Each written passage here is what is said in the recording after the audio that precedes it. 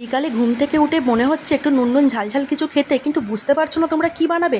তো চলো তোমাদের জন্য এই চটপটা রেসিপিটা আজকে। তো ঝটপট করে কিন্তু তোমরাও বানিয়ে ফেলো। দেখো প্রথমে আমি প্রেসার কুকারে আলু সিদ্ধ করতে দিয়েছি, তারপরে কত রং বেরঙের জিনিস, আজকে যে কী বানানো হবে কে জানে।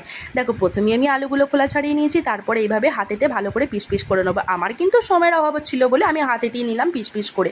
তোমরা কিন্তু অন্য জায়গাতেও করে নিতে পারো। তারপরে তেঁতুলটা ছিল, তেঁতুলটা একটু জল দিয়ে তেঁতুলটাতে ভালো করে রস বের করে নেবো। তারপর দেখো আলুর মধ্যে দিয়ে দিলাম শসা কুচি, পেঁয়াজ কুচি, টমেটো কুচি, কাঁচা লঙ্কা কুচি।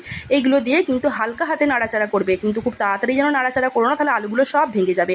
তারপরে উপর থেকে ছড়িয়ে দিলাম বিট লবণ আর ভাজা মশলা। ভাজা মশলাটা কিন্তু জিরে ধনে শুকনো লঙ্কা শুকনো খোলাতে নেড়ে মিক্সিতে পেস্ট করে নিয়েছি। তারপর উপর থেকে দিলাম ছোলা মটর আর তোমার তেঁতুলের রস, আর লাস্টে দিলাম হচ্ছে লেবুর রস। আহা, আমার কিন্তু চটপটা একদম রেডি আলু কাবলি। সেই হচ্ছে আমাদের পুরনো জীবনের স্মৃতি, স্কুল গেটের সামনে শালপাতায় নিয়ে সেই আলু কাবলি খাওয়া। ওপর থেকে একটু ছড়িয়ে দিলাম সেও ভাজা। টাটা।